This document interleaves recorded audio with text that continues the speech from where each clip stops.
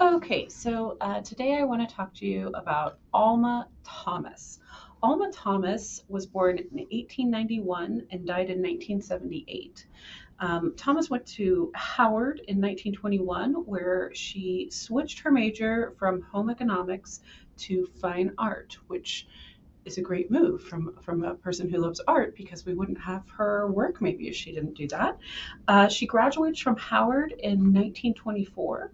She then earns her master's in art education at Columbia University in New York in 1934, which, little personal side note, means she was in graduate school there at the same time that my grandmother was in graduate school there.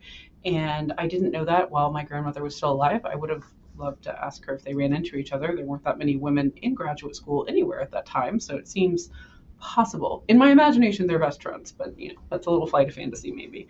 Anyway, okay, so she's a teacher. She retired from teaching in 1960, so she devoted a large chunk of her life to education and to teaching art to students. Um, After she retires in 1960, she decides to do something for herself and she starts taking classes at the American University in Washington, D.C. She learns about color field painting, which is a subset of abstract expressionism. If you want to know more about that, go see my Art History 2 playlist and go to Abstract Expressionism, and I talk about Alma a little more there as well. Anyway, so she starts learning about this new idea in modern art called color field painting and abstract expressionism.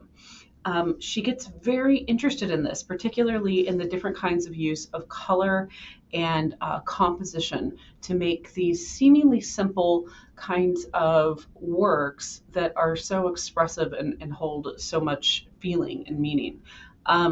Critics were very taken with her work. It was really well received during her life, which is pretty unusual for a lot of artists, particularly women artists of color. So that's a fantastic thing that she was taken seriously from the beginning. Young African Americans at the time in the art world were producing works that were largely about social justice and protest, right? The civil rights movement. This is the 1960s, right?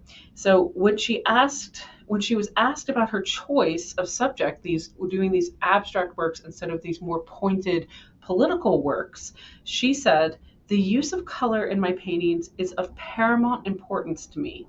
Through color, I have sought to concentrate on beauty and happiness in my painting rather than man's inhumanity to man." Which I find really powerful. Basically, in interviews, when she was questioned about this, and people were like, "Why aren't you making work about the civil rights movement?" She just kind of asserted that it was her right to make whatever art she wanted, and that should be true for any artist of color. That they should be able to pursue whatever their art is, and it's not their obligation to make work about a subject that society deems appropriate for them. And I think there's something really powerful about that, about her saying, "I'm going to make the art that I want to make, and I shouldn't be stopped from making that based on anything other than my ability to paint." Right? So she was the first African American woman to have a solo show at the Whitney Museum of Art in New York, which is a major museum. It's a really big deal.